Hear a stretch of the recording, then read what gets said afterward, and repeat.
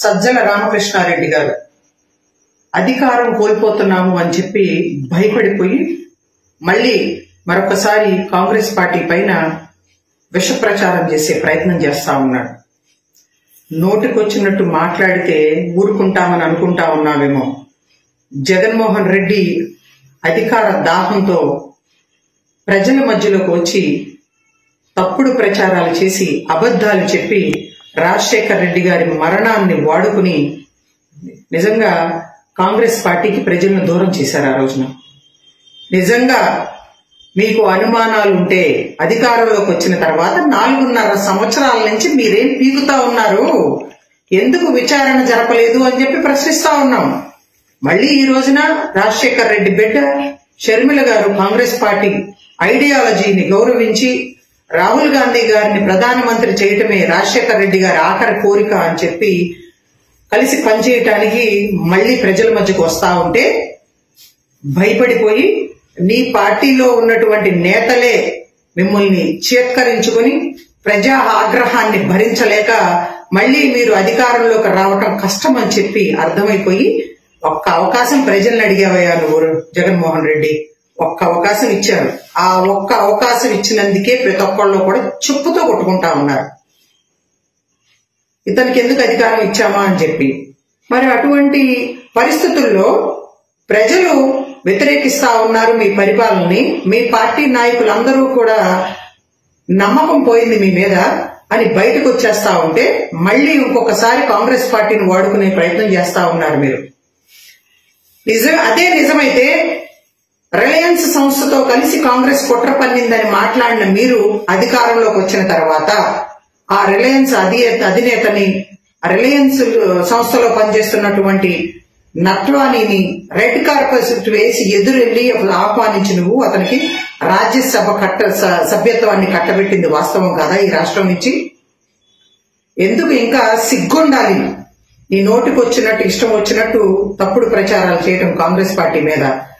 రాహుల్ గాంధీ గారికి దేశవ్యాప్తంగా పెరుగుతున్నటువంటి ఆదరణ చూసి మీ ప్రజా వ్యతిరేక విధానాలకు వ్యతిరేకంగా ప్రజలు మళ్లీ మార్పు కావాలి, కాంగ్రెసే రావాలి అని కోరుకుంటా ఉన్నారు. మీరు అధికారంలోకి రాకముందు పాదయాత్రలో కేంద్రం మెడలు వంచైనా ఆంధ్రప్రదేశ్ కి ప్రత్యేక హోదా విభజన హామీలన్నీ కూడా అమలు చేస్తాము, కృషి చేస్తాము అని చెప్పి మాట ఇచ్చారు. ఏమైపోయింది? ఇప్పటి వరకు ఒక్క రోజన్నా కేంద్ర ప్రభుత్వాన్ని ప్రశ్నించారా? వెళ్లి ఆ కాళ్ల దగ్గర మోకరెళ్లి కేసులకు భయపడి లోపాయకారి ఒప్పందాలు పెట్టుకుని బీజేపీతో కలిసి ఈ రాష్ట్రాన్ని సర్వనాశనం చేస్తున్నారు. మీరు అధికారంలోకి వచ్చినప్పటి నుంచి కూడా రాష్ట్రంలో భూ కబ్జాలకు పాల్పడి దోపిడీలు చేసుకుని ప్రజల్ని హింసించటమే కాదు, ఏడిపించటమే కాదు, ప్రతిపక్ష పార్టీల పైన కుట్రలు చేసి కేసులు పెట్టి భయపెట్టి అధికారం చలాయిస్తా ఉన్నారు. అమరావతి రాజధాని కోసం భూములు ఇచ్చినటువంటి రైతులకి అసెంబ్లీ సాక్షిగా అమరావతి రాజధానిగా ఉంటుంది, అభివృద్ధి చేస్తాను ముఖ్యమంత్రి అయితే అని మాట ఇచ్చి ఇప్పుడు వాళ్ళని రోడ్లు పాలు చేశావు, రాజధాని లేకుండా చేశావు ఈ రాష్ట్రానికి. రాజశేఖర్ రెడ్డి గారి కళ పోలవరాన్ని పూర్తి చేస్తాను అని చెప్పి ఇంతవరకు కూడా నువ్వు కేంద్ర ప్రభుత్వం దగ్గర నుంచి నిధులు తీసుకొచ్చి పోలవరాన్ని పూర్తి చేయవు. ఒక పక్కన వైజాగ్ స్టీల్ ప్లాంట్ ని అమ్మేస్తా ఉంటే, ప్రైవేటీకరణ చేస్తా ఉంటే భారతీయ జనతా పార్టీ చూస్తా ఊరుకుంటా ఉన్నాం. వెనకబడిన ప్రాంతాలకు నిధులు తీసుకురావాలని గాని, రాష్ట్రాన్ని అభివృద్ధి చేయాలని గాని, కొత్తగా పరిశ్రమలు రావాలి అంటే భయపడిపోతా ఉన్నాయి. ఎక్కడ నువ్వు బెదిరిస్తావో వాళ్లకున్న ఆస్తులు దోచుకుంటావో అని చెప్పి జగన్మోహన్ రెడ్డి పరిశ్రమలు రాకపోవటం వల్ల, రాష్ట్రం అభివృద్ధి జరగకపోవటం వల్ల యువత ఉద్యోగ అవకాశాలు లేక పక్క రాష్ట్రాలకు పోయి కూలి పనులు చేసుకుంటున్నారయ్యా. సిగ్గుండాలి నీకు. ఏ చెల్లి అయితే నీ కోసం నువ్వు జైల్లో ఉన్నప్పుడు పాదయాత్ర చేసి నీకు అండగా నిలబడి నీ పార్టీ నాయకులకి కార్యకర్తలందరికీ కూడా మనోధైర్యాన్ని ఇచ్చి అధికారంలోకి తీసుకురావడానికి కారకురాలైందో అదే చెల్లిని కనీసం పట్టించుకోకుండా వదిలిపారేశావు. ఆమె కూడా పక్క రాష్ట్రంలో పార్టీ పెట్టుకుంటే నీ ఇష్టం వచ్చినట్టు ఇదే సజ్జల రామకృష్ణారెడ్డితో మాట్లాడించావు. ఆమె ఆడపిల్ల అయినా సరే చాలా ధైర్యంగా ప్రజా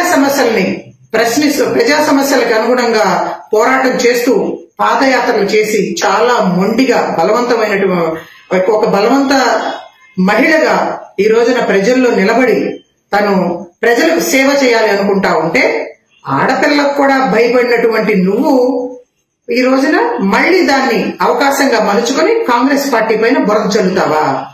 జాగ్రత్త, నోరు అదుపులో పెట్టుకోండి. చంద్రబాబు నాయుడు గారేమో మిమ్మల్ని చూస్తా ఊరుకుని భయపడి మీరేం మాట్లాడినా సరే వాళ్ళు టీడీపీ వాళ్ళు సైలెంట్ గా కూర్చున్నారేమో. కాంగ్రెస్ పార్టీ కార్యకర్తలు ఎవ్వరూ కూడా కాంగ్రెస్ పార్టీ పైన గాని గాంధీ కుటుంబం గురించి గాని పిచ్చి మాటలు మాట్లాడితే, తప్పుడు ప్రచారాలు చేస్తే జాగ్రత్త, హెచ్చరిస్తా ఉన్నాం. నీ ఇంటికి వచ్చి కొట్టడం మాకు ఒక లెక్క కాదు. జగన్మోహన్ రెడ్డి ముఖ్యమంత్రిగా ఉన్నావు, జాగ్రత్తగా వ్యవహరించు. మరొక అవకాశం అనేది నీకు రాష్ట్ర ప్రజలు ఇవ్వట్లేదు. ఇప్పుడు మిగిలిన రోజులైనా మర్యాదగా ప్రజలకు అనుకూలంగా ప్రభుత్వాన్ని నడిపి కొంచెం మంచి పేరన్నా తెచ్చుకో. రాజశేఖర రెడ్డి గారి పేరుని సర్వనాశనం చేసి ఆనాడేమో రాజశేఖర రెడ్డి గారి చావుని ఆయన ఫోటోని పెట్టుకుని ప్రజల్లోకి వస్తావా?